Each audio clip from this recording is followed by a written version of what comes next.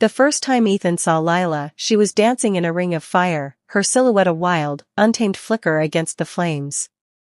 It was a county fair, the kind where the air smells of cotton candy and diesel, and the crowd was mesmerized as she spun, her bare feet kissing the scorched earth, her laughter brighter than the blaze. Ethan, a firefighter with a decade of scars and a heart boarded up tighter than an abandoned house, felt something crack open inside him. He didn't know her name, but he was already addicted to her heat, a pull so fierce it scared him. He stood frozen, his hands clenched, knowing he'd chase that feeling for the rest of his life. Ethan was 32, a man who'd seen too many tragedies to believe in fairy tales. He'd grown up in a small Ohio town, raised by a single mother who worked double shifts at the diner. He'd learned early to keep his head down, his emotions locked away. Firefighting gave him purpose, a way to wrestle chaos into order, but it also left him hollow. He'd saved lives, carried children from burning buildings, but he couldn't save himself from the loneliness that clung like smoke. That night at the fair, Lila's dance, fearless, alive, felt like a language he'd forgotten how to speak. Lila was 28, a drifter with a past she didn't talk about. She'd been performing her fire dance for years, traveling from town to town, her only home a beat-up van packed with props and dreams. Her childhood had been a blur of foster homes, each one colder than the last, until she found fire. It wasn't just a performance, it was her rebellion against a world that had tried to break her. Fire was her truth, her way of saying she could touch danger and walk away unburned. But beneath her defiance was a longing, for connection, for someone who'd see her not as a spectacle but as a soul. Their first real meeting came a week later, when Ethan's crew was called to a brush fire near the fairgrounds. Lila was there, trying to douse a stray spark from her show that had caught the dry grass. She was fearless, stomping out embers with her boots, her face streaked with soot. Ethan, in full gear, grabbed her arm to pull her back, his voice sharp with worry. "You're gonna get yourself killed," he shouted. She yanked free, her eyes blazing. "I know fire better than you ever will." But when the flames were out, she looked at him, really looked, and something softened. "Thanks for caring," she said quietly, and Ethan felt that heat again, pulling him in. They started meeting at the diner where Ethan's mom used to work, sharing coffee and stories under flickering fluorescent lights. Ethan told her about the fires he'd fought, the ones he couldn't forget, like the house where he'd found a child's toy in the ashes, a reminder of what he couldn't save. Lila shared fragments of her past, the foster homes, the way fire made her feel alive, like she could burn away the pain. They were opposites, Ethan, steady and guarded, Lila, wild and unguarded, but their broken edges fit together. He was drawn to her fearlessness, she to his quiet strength. Their connection grew fast, a spark catching kindling, but it wasn't without challenges. The first challenge was trust. Ethan had spent years building walls, and letting Lila in felt like inviting a wildfire into his carefully controlled world. He'd flinch when she'd talk about her next performance, the way she'd twirl torches inches from her skin.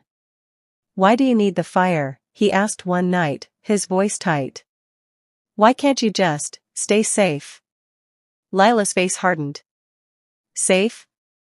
Safe as a cage, Ethan. Fire's the only thing that's ever felt like freedom."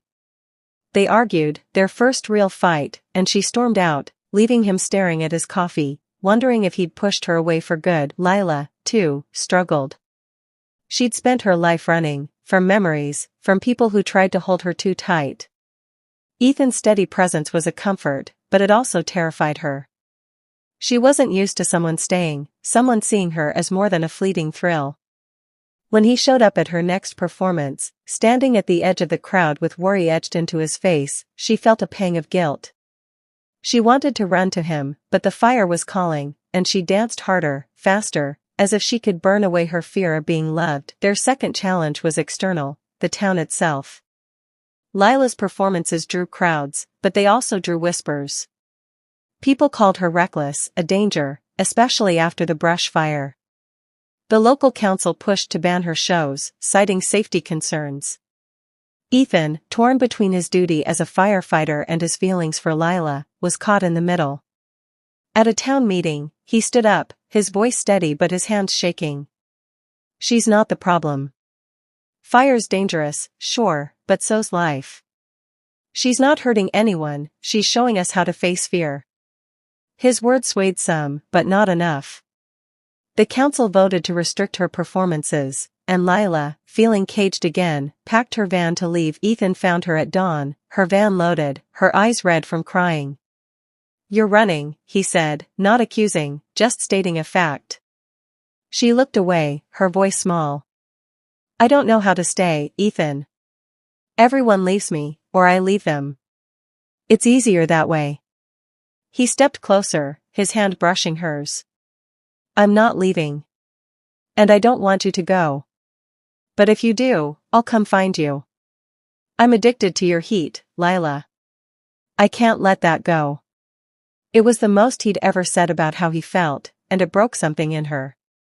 She stayed. The resolution came slowly, painfully. Lila agreed to work with Ethan and the fire department to make her shows safer, incorporating their expertise into her art. It was a compromise, one that let her keep her fire while proving to the town she wasn't a threat. Ethan, for his part, started opening up, sharing the fears he'd buried, about losing people, about failing. They taught each other. Lila showed Ethan how to embrace the wild parts of life, and Ethan showed Lila that staying didn't mean losing herself. Their biggest test came a year later, when a massive wildfire swept through the county. Ethan was on the front lines, battling flames that seemed unstoppable. Lila, defying orders, drove her van to the evacuation zone, using her knowledge of fire to help guide people to safety. When Ethan saw her, covered in ash but alive, he pulled her into his arms, the fear of losing her raw in his chest. "You're insane," he whispered, but his voice was full of love. "And you're stuck with me," she replied, smiling through the soot. By the end, they'd built something neither had thought possible, a home, not just in each other but in the town that had once tried to push Lila out. Her performances became a local tradition, a celebration of courage and beauty, with Ethan always in the front row, his heart racing but proud. They faced their challenges, trust, fear, judgment, and came out stronger. Their love of fire that didn't destroy but warmed, illuminated, endured. As the sun set on one of Lila's shows, the crowd cheering and the flames casting shadows across Ethan's face, he realized he wasn't just addicted to her heat anymore.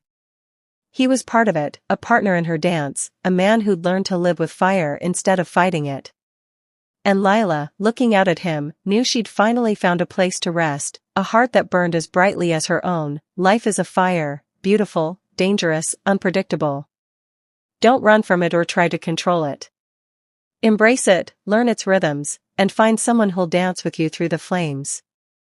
Courage isn't about being fearless, it's about choosing to love, to stay, to fight for what sets your soul alight.